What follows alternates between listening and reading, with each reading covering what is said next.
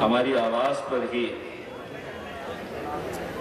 छा गई इतनी बौखलाहट। ये तो सिर्फ एक बुर्राहट थी, अभी दहाड़ना बाकी है।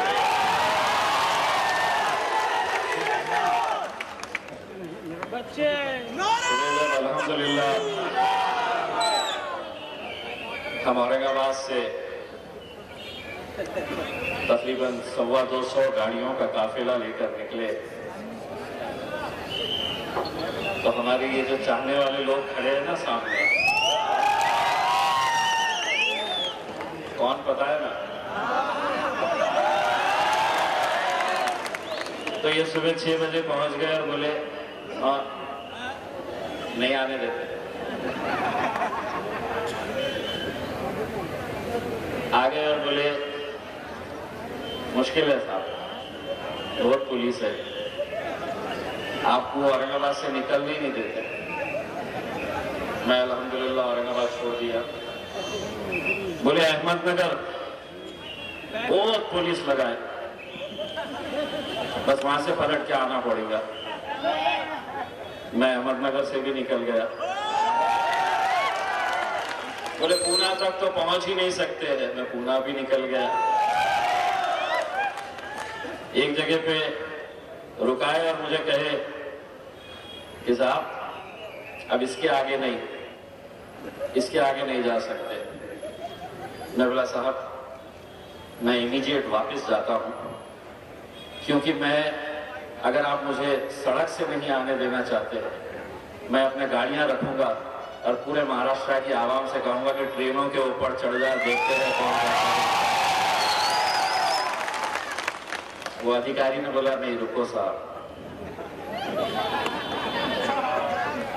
किससे तो भी बात किया और बोला जाओ साहब।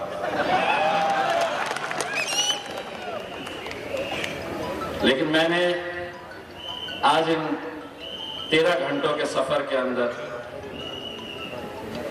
एक बात का मुझे एहसास हुआ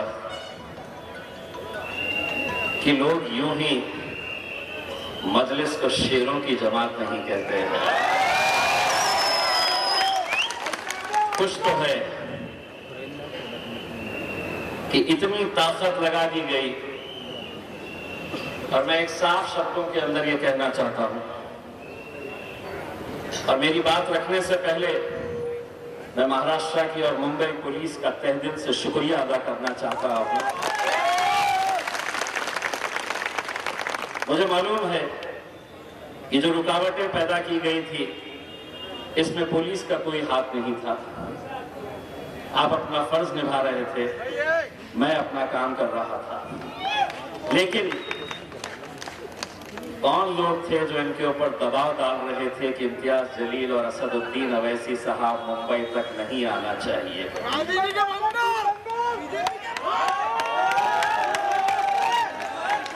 आपको मैं ये बताऊं कि ये जब प्रोग्राम हमने लेने का तय किया था तो हमने लोगों से ये बताया कि ये हमारी सियासी जमात का कोई कार्यक्रम नहीं है, कोई प्रोग्राम नहीं है।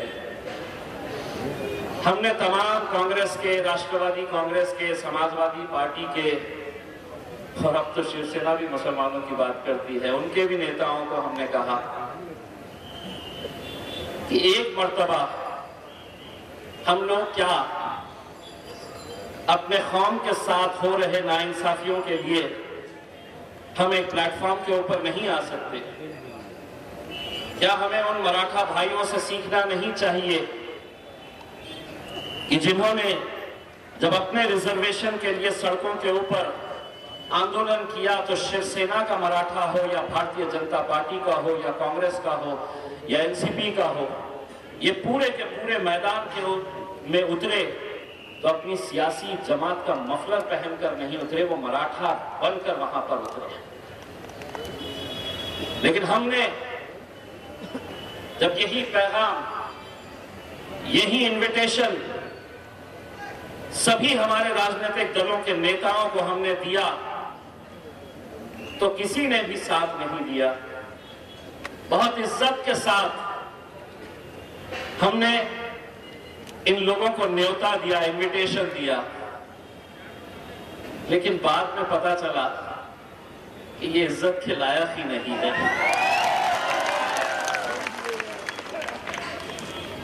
लोगों ने कहा कि क्या कर लेंगे, आप रिजर्वेशन का तो इतना पुराना मामला है, वक्त की जमीनें अब कहां बची है, आप क्यों इतनी मेहनत कर रहे हैं, क्यों जा रहे हैं। इलेक्शन के वक्त एक बात कही थी, दोबारा ये बात दोहरा रहा हूं, मंजिल मिले ना मिले ये मुकद्दर की बात है, हम कोशिश भी ना करें ये गलत बात है। हम कोशिश करेंगे, पूरी ईमानदारी के साथ कोशिश करेंगे, और जब ईमानदारी के साथ कोशिश करते हैं तो उसका नतीजे कैसे होते हैं, अल्हम्दुलिल्लाह वही एक नतीजा आपके सामने आज आपका बेटा, आपका भाई खड़ा हुआ है। हमने ईमानदारी के साथ मेहनत की, इसीलिए जब लोगों ने मुझसे, पत्रकारों ने कहा कि आप भाषण में असद साहब क्या बोलने वाले हैं, आप क्या बोलने वाले हैं, तो अब हम सिर्फ भाषण करने के लिए नहीं आए हैं। ये जो स्क्रीन लगाए हैं ना, 2 स्क्रीन लगाए हैं, इनको आज उधेड़ने भी वाले हैं और स्क्रीन के जरिए दिखाने वाले हैं कि किस तरह से इस कौम का खेल खेला जाता है। उनकी ही जबानी दिखाने वाले हैं कि इस कौम को किस तरह से एक खिलौना बनाकर रखा गया है, एक रबर स्टैंप की तरह रखा गया है। इलेक्शन आया, आ जाओ फिर अपनी गलियों के अंदर मुसलमानों से वोट मांगने के लिए आ जाओ, सपने दिखाओ कि हम ये दे देंगे, हम वो दे देंगे। इलेक्शन आया, जीत गए, खत्म हो गई बात, हमारा जिक्र भी नहीं होता है। लोगों ने कहा यही वक्त आपने क्यों चुने। एक पत्रकार साहब ने मुझसे कहा कि आप इस पर राजनीति नहीं कर रहे। मैंने कहा 100% नहीं, 200% राजनीति कर रहे हैं हम।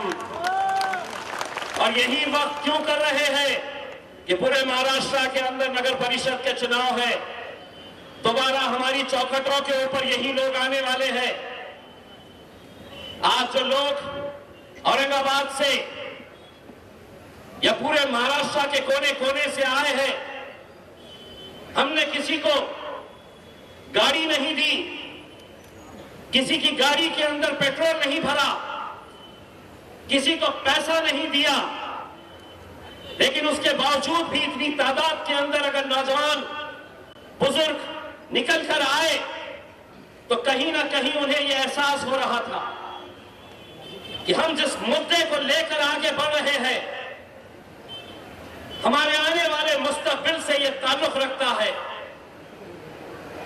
कहां है वो 93,000 एकड़ जमीन महाराष्ट्र की, 93,000 एकड़ जमीन कहां है वो,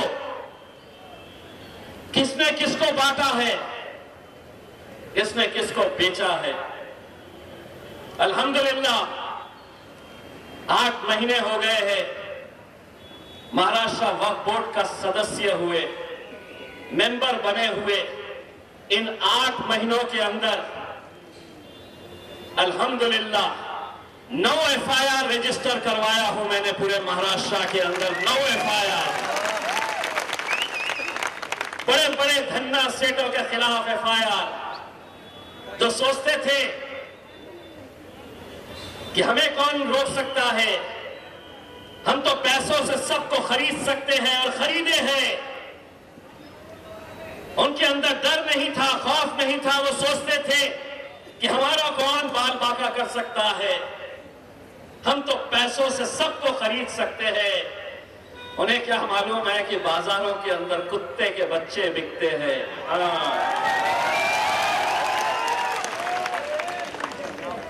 बाजार में खरीद सकते हैं, बाजार में क्या नहीं खरीद सकते। एक है स्टेज पे, ओरिजिनल एक ही है, बाकी हम छोटे छोटे हैं। असद भाई को देख के अल्हम्दुलिल्लाह, पहले पार्लियामेंट के अंदर भारतीय जनता पार्टी वाले सोचते थे ये अकेले है, इतना बोलते, और अब ये भी आ गया, अरे बाबा ये तो बेटी बोलता है।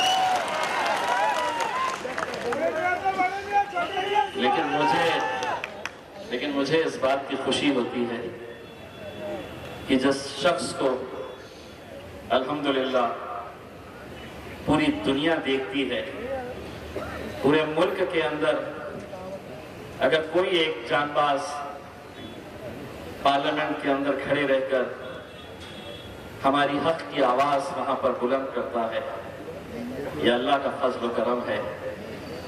उसी मेरे कायद के बाजू जाकर बैठने का शर्फ मुझे हासिल हुआ है आप लोगों की दुआओं की वजह से। यह आप लोगों की दुआओं का नतीजा है कि अल्हम्दुलिल्लाह पार्लियामेंट के अंदर जब लोग कहते थे कि ये तो सिर्फ हैदराबाद की एक ही जमात है, हैदराबाद तक महदूद है, ये एक के दो नहीं होंगे, तो अल्हम्दुलिल्लाह एक के दो हो गए, दो के चार होंगे, चार के छह होंगे, छह के आठ होंगे, आठ के 10 भी होंगे। बशर्ते हमें जिस नेक नियति के साथ, जिस एकजहीती के साथ काम करने की जरूरत है, अगर उस तरह अगर काम करें, मैं तो मुंबई के नौजवानों के अंदर जो जज्बा और जो जोश देखता हूं, कभी कभी असद साहब को ये दिल बोलना चाहता है कि असद साहब मुंबई मेरे हवाले कर दीजिएगा, देखिए मुंबई की कैसे कर रहे हैं। हमारे फयाज भाई भी काम कर रहे हैं, वारिस भाई भी काम कर रहे हैं, हमारे कॉर्पोरेटर्स भी काम कर रहे हैं, लेकिन कहीं ना कहीं हमको आज ये देखना होगा कि हम सिर्फ ओहदा लेंगे। महाराष्ट्र के कोने कोने से हमने कहा था कि आपको आना है, कुछ लोगों ने बहाने बनाए। मैंने जब मीटिंग लिया तो एक ने कहा मैं 40 गाड़ी लेकर आ रहा हूं, आखिर में लाया 4। एक ने कहा 20 गाड़ियों का तो नंबर लिख लो साहब, लाया 3। घर को जाना पड़ेगा भैया, काम करोगे तो टिकोगे, नहीं करोगे तो आपको भी जाना पड़ेगा। और ये फैसले हमको अपने पार्टी के हक के अंदर लेने पड़ेंगे। जो काम करेगा वो मजलिस के अंदर आगे बढ़ेगा, जो नहीं करेगा उसको घर में जाना पड़ेगा। क्योंकि हम ये जब जज्बा और जोश देखते हैं नौजवानों के अंदर, तो हमें भी ऐसा लगता है कि अगर औरंगाबाद से एक MP चुनकर आ सकता है, तो मुंबई से हम 4 MLAs क्यों नहीं चुनकर ला सकते। लाल मातीतली कुस्ती म्हणजे